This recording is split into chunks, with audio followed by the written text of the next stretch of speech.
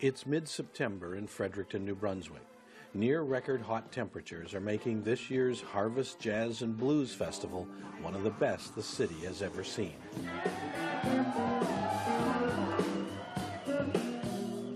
Nobody here tonight is giving much thought to the fact there's an equally hot election campaign going on in a riding that historically hasn't really been known for close races. Over the history of the country, this part of New Brunswick has been more or less consistently conservative.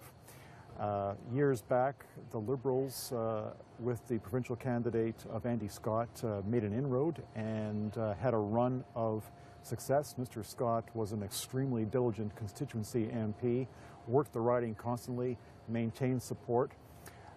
But in the Conservative era, it has been a Conservative riding, and Mr. Ashfield has won 2 or 3 elections, federally speaking, and his reputation preceded him because he was a pretty steady, successful Conservative provincial MLA for a riding very close to Fredericton before his jump into federal politics. I've been doing this for 15 years. I haven't been bit yet, so. I know. Some of them are just so big. Oh, don't worry about that. It's the small ones you got to worry about. That's true.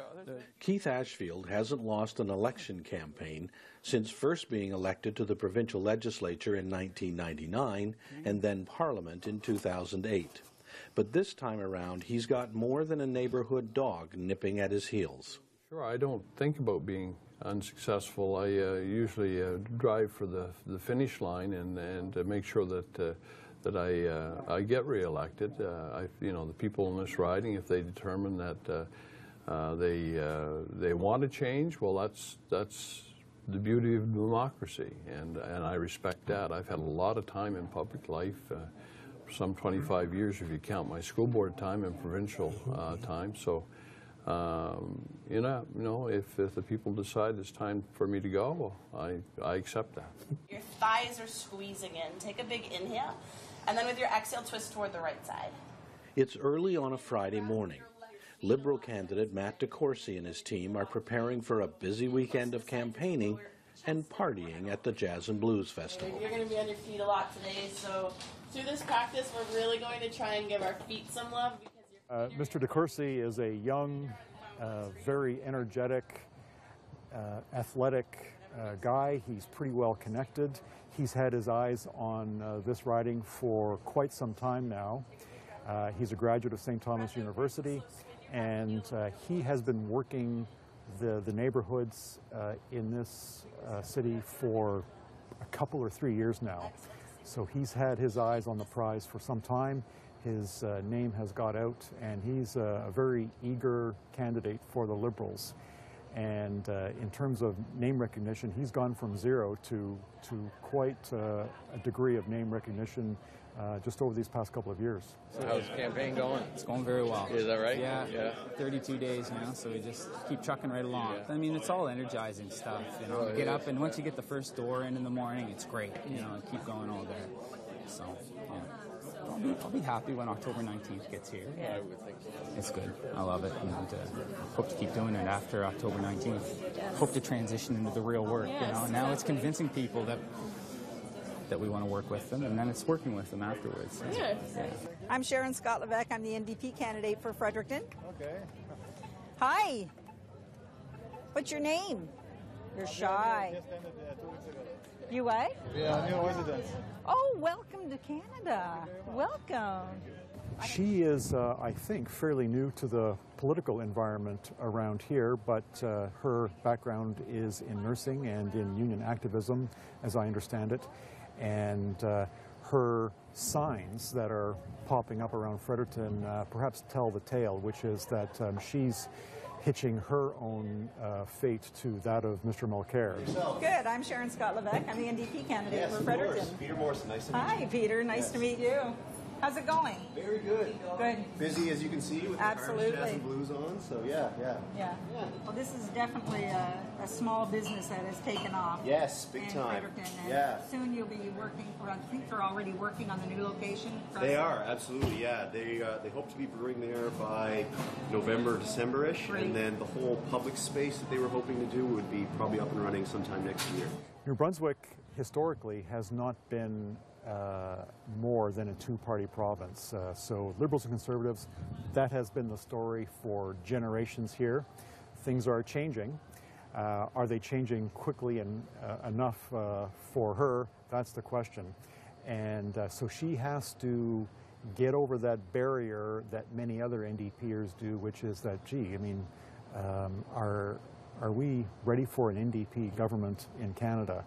And if we're not, should I be voting for the NDP in the local constituency? So I think that's a biggie. And of course, the NDP is working very, very hard to make it easy for suspicious, cagey Canadian voters to vote NDP because they're presenting themselves as a very moderate, even centrist kind of alternative to the government of the day. Yeah, so we're just here starting up a Young Green Society for people who might be interested in the Green Party on campus. And if you're not sure yet who you're going to vote for, then really the most important piece that we're promoting is the importance of voting, okay? So we have... Yeah, I'm undecided, I just know not Harper. Right, good. Well, that's a good start. Mary Lou Babineau is a professor here at St. Thomas University. She's popular as a professor. She's quite young and also very energetic, very articulate. And she, I think, is particularly appealing to younger voters. The problem there being that younger voters don't vote in numbers nearly as great as older voters do. But she's working to change that. See, they say, heat up the bedroom, not the planet, right? So this catches the attention of young people, and it creates the perception that the party is just in tune with young people, not just young people, but just a realistic party who doesn't, we just talk about the issues as they are. There's nothing really taboo for the Green Party. Sexuality is part of life, and we're open to that. And as I'm also telling people, not only are we progressively, we're politically progressive, but we're also very funny. So she's going to make it interesting because I can imagine her getting something like, 10 or something %, maybe more, of the vote in this contest in October. But of course, there's that boomerang effect, which may mean that her gains will come at the expense of other parties that might be in a position to unseat Mr. Ashfield. The opposition party candidates aren't the only ones in Fredericton working to unseat Keith Ashfield and the Conservatives. Would you like a sign to support veterans? I certainly would. My dad was one. There you go. Thank you very much. You're welcome. Well, my birthday is October the 19th, and the best birthday present I can have is to have that man gone. The Lead Now campaign has targeted the Fredericton riding and is working to identify the party it feels has the best chance of defeating Keith Ashfield, and will then urge people to vote for that candidate. Would you like a sign? Okay. Sure. Support the veterans? Yep. The other group working to unseat Keith Ashfield is Canadian Veterans ABC 2015, asking voters to elect anyone but Conservatives. They're angry about how they feel the federal government has treated veterans. Now, the veterans have been pushed into a corner, and they're tired of being disrespected. They're tired of this Harper government doing little nasty things to us and tricks to us. So we're just trying to get out of that corner. Now you've got two organizations that are working here in Fredericton to unseat you, Lead Now and the Veterans for ABC. How are you addressing those two groups who have said basically anybody but Conservatives? Well, I mean, there's always groups that disagree with your philosophies and your practices. I believe that we've seen, for the most part, we've done very well in the province. People have the right to democratic right to vote the way they would like to vote, and I suspect that we'll see on election day what happens. The LEADS program is trying to channel the vote into one area, and that's fine. They can try that, but I think if you talk to most political scientists, that's never been very successful in the past. And as far as the veterans go, I think we have some very good programs for veterans now. The Veterans Charter, the new Veterans Charter, which was implemented under Liberal government, and was always designed as a living document, one that would grow as time went on. And I think we've shown that we are able to do that. The new Minister of Veterans Affairs, I think, is doing a great job. I think that there is certainly an overwhelming desire for change in this community. I can't rely on other organizations to help our team win. We have to do the work ourselves. And so at the end of the day, I think that these organizations, as much as they are leading the sentiment, have picked up on the general sentiment of the community. And they're doing good work. They're very visible and available. They're volunteers, are great community members, and I look forward to the opportunity to work with them. At the end of the day, my complete concern is our team, our effort, our campaign, and what we're offering to constituents. But what I am telling people when they ask and they express a concern about strategic voting, I do point out that in all cases when Green MPs and Green MLAs have been elected, it's always been not because a vote was split, but because of an incredible voter turnout, a much higher voter turnout than in the previous elections. That's true of David Kuhn, it's true of Peter Bevan-Baker in PEI. There was an incredible voter turnout. So Greens get elected not because we take votes from other parties, but because we engage a broader demographic in voting and getting out to vote. You know, they've tried strategic voting before, and it really hasn't worked. People will vote the way they want to vote. This is a little bit different election because there is an anti-Harper vote out there. But the way we look at it, look, they're free to do what they want, but we are working hard every day to hit every doorstep we can and get our message out. So in our perspective, we're going for the win. We're going for the win in this riding. Is everybody ready to do Harper Man now? Okay, very good. Let's take it away. 1, 2, 3, 4. Who controls our parliament? Harper Man, Harper Man. Who squashes all dissent? Harper Man, Harper Man. On Thursday, September 17, Fredericton was the site of one of many sing-alongs held across Canada. People opposed to Stephen Harper gathered to sing what has become something of an anthem. Harper Man, it's time for you to go. How do you respond to those in the riding who might say, you know, Keith, you've done a really great job as an MP. Mm-hmm. You've brought projects here. There's been federal money coming here. I just have a problem with that fellow you work for, Stephen Harper. How do you address that if that comes up?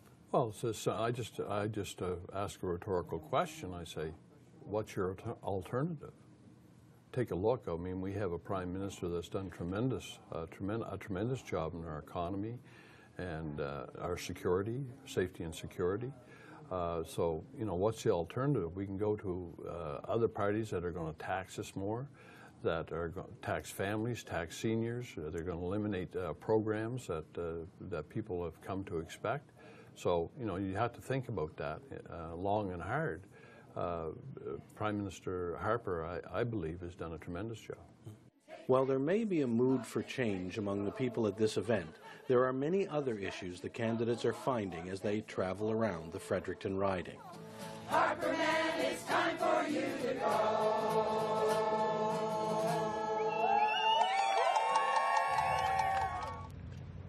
The riding is home to Canada's largest military training base. CFB Gagetown contributes hundreds of millions of dollars of economic spin-offs to the local economy.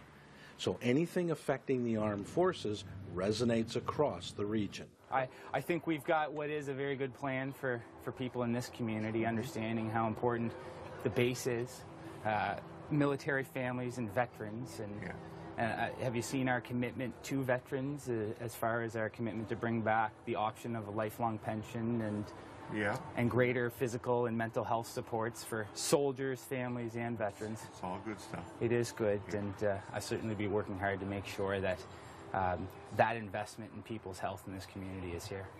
Yeah. The active military is another interesting demographic. They are less willing to speak openly about their concerns. They don't criticize the government's policies, and they tell me that. They say, I'm an employee, this is my job, and I can't speak about my opinions about policies relating to the military.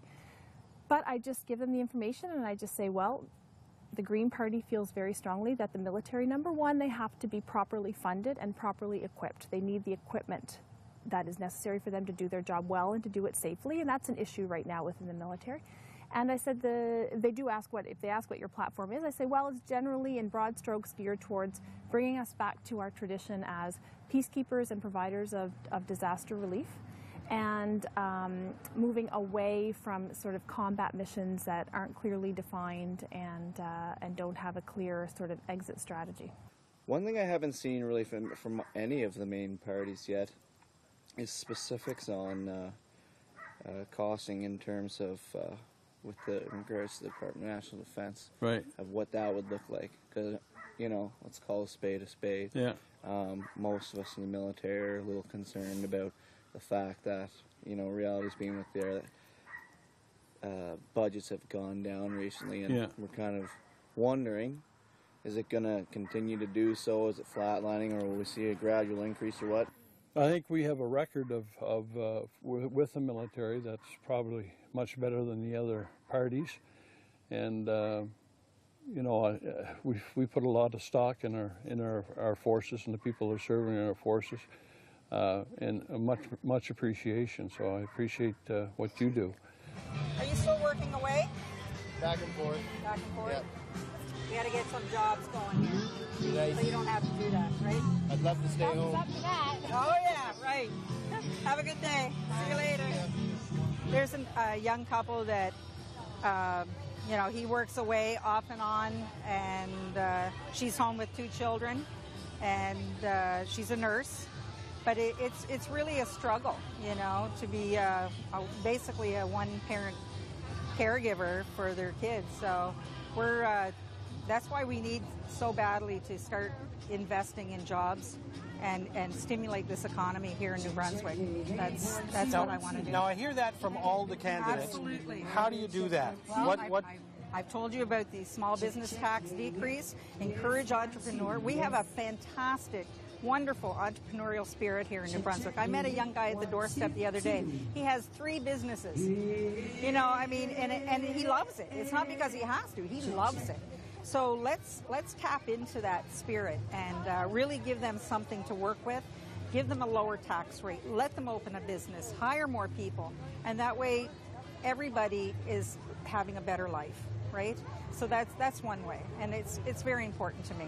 I'm a business owner, and I was a business, so I had 2 health clubs for 13 years.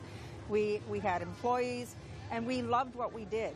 And people will react to the small business tax cut. They will.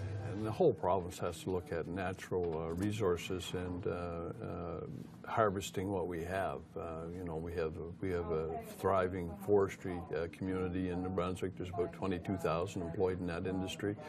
But we really have to encourage the government, I guess, to the provincial government, to look at the fracking issue and make sure that we get that underway. That's going to create a tremendous amount of jobs. And the West-East pipeline is another one that will create a lot of temporary jobs, some, I believe, 2,500 while they're constructing the pipeline, and then another 156 or 57 full-time jobs once that happens. We were doing major upgrades on the Port of St. John. The Irvings are looking at the refinery, and they're shut down now to make upgrades. So there's lots of opportunities. We just have to take advantage of them. How much of an issue in this election is the Energy East pipeline project? Well, responsible resource development is certainly an issue of significance to New Brunswick.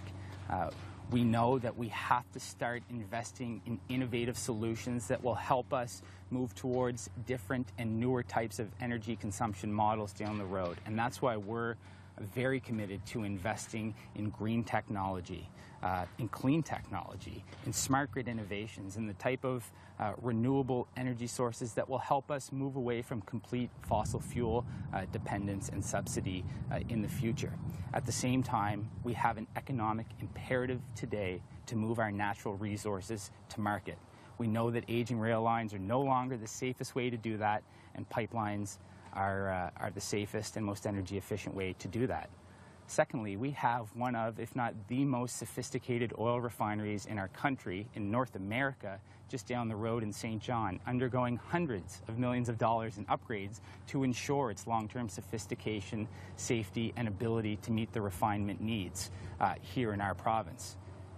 We have to ensure that we work with communities, that we consult with them, that they're able to voice their concerns, and that the environmental protection regime in Ottawa is open and transparent and there to mitigate those communities' concerns so that we can work together to get projects like Energy East done. I am firmly against the Energy East pipeline, and that's what I tell people. When they ask why, I just say, well, there are many reasons why. We all are aware of the risks to the environment. We're also aware of the fact that this is primarily going to be an export-based project.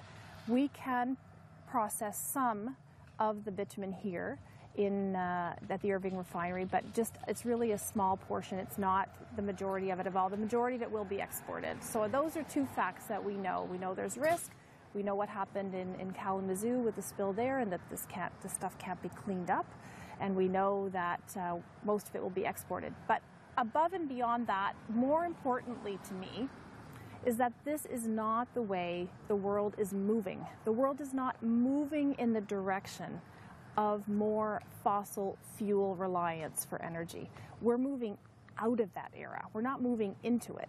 So just the notion of investing that kind of money and taking that kind of risk to build a pipeline from Alberta to the Bay of Fundy with all the risk that it entails, it's nonsensical.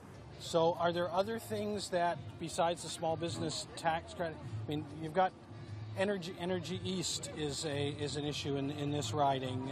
People are, you've got Keith Ashfield is saying, yeah, let's bring the Energy East pipeline here. What's your position on that? That's fine for Keith Ashfield to say that, but how can you say, let's do something without having the scientific data? And right now, Mr. Harper has gutted the NEB, and we have to make sure that any resource extraction, any energy project is safe for our air and safe for our water. You just can't, if we say yes, it's just as bad as saying no, immediately. It's like a knee-jerk reaction. So we say, look, let's have a balanced approach. Let's make sure that it's safe and that it's profitable for Canadians. That's what we have to do. So no, we're not going to say yes right away, and we're not going to say no right away. That's a balanced approach, and that's the way we will deal with it. For any, not just the Energy East pipeline, but for any energy project. We're going to vote. Oh, yes. We just can't. We're just not 100% sure. 100% sure. Yeah. There's so many different things that you look at. You look at like income splitting being dropped and things like that. Well, that's actually not the case at all. Yeah, I think we hear that too. That's unfortunately it's been one of those mistruths that has kind of been allowed to seep into people's consciousness. They're saying that that's not helping anybody, but that's really not the truth, I guess. Oh no, we're not high income, and it definitely helps us. Yeah, well, we've actually been on the record saying for a long time that we're going to maintain that because we know how helpful and advantageous it is to a lot of seniors and retirees. And so we've never actually spoken about doing that, and the intention still is not to. Sometimes you just get false. Yeah. We've just been reading it in the paper and on the news, and it's like, so. Always said a Tory candidate, or always said the Conservative Prime Minister, and it's never actually been the case. And so you can count on us to maintain that. Have you looked into our national child care platform that we brought? Okay. What do you think about it? I certainly like the idea in concept. The execution of it, I'll be really interested in how that comes together. Well, you know, it doesn't happen without the provinces and the territories being involved, right? Starting. That's the starting point. But I think for the most part, it's excellent for the economy. It stimulates the economy because then women don't have to choose between their career and the love of their child, right? Now, is that realistic? And with the debt load that the province of New Brunswick is kind of facing right now, is that something that would trump implementing that at some point in the future? That has to be worked out. But if the people want it, then we have to work toward it. Because every dollar, see, people don't see it as a stimulator for the economy, but for every dollar we invest in good quality childcare, we get $2 back. That's good investment. The Harvest Jazz and Blues Festival has overshadowed the election campaign for the past few days. But once it's over, once the music and dancing has ended for another year, Fredericton voters will have less than a month to make up their minds who they're going to send to Ottawa to speak on their behalf. In 2011, Mr. Ashfield got a popular vote in the mid or high 40s, and that was about twice as much of the vote as the vote that were garnered by the other two next placing candidates. So that was quite a margin, and the big question now is whether that gap will have closed. But this relates to my answer to your question, and that is that if Mr. Ashfield retains his seat, he will benefit probably from some splits on the left. And so Fredericton will be possibly a case that will be replicated in many ridings. For a long time in recent Canadian political history, the big party on the center-left, the Liberals, benefited from a split on the right.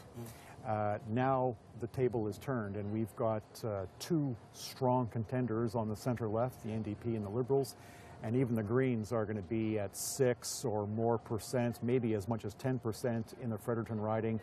And their votes will probably not come from Tory voters. They'll probably come from people who would have opted for the other two opposition parties. So if Mr. de Courcy loses, he might attribute that fate to the vote splitting on the left part of the spectrum. If you had to give a prediction today? Right. I, of course, have seen lots of national polling, and I have seen polling on the regional status of the parties. And on the regional level, the Liberals are doing quite well. It may not be too much to say that Atlantic Canada is becoming the base of the Liberal Party. Some of the polls put them approaching 50% of decided support. So that's pretty good. That would be encouraging to Mr. Trudeau. But of course, what's happening in this riding or this riding or this riding? And the only poll that I have seen is the one that is on the Lead Now website, and I think that poll has to do with questions that were asked in the beginning of August. Yeah. And I haven't seen a second wave, in other words. And that poll suggested that the race here is very competitive between the Liberals and the Conservatives. And so my prediction is it'll be close between the Liberals and the Conservatives on October the 19th.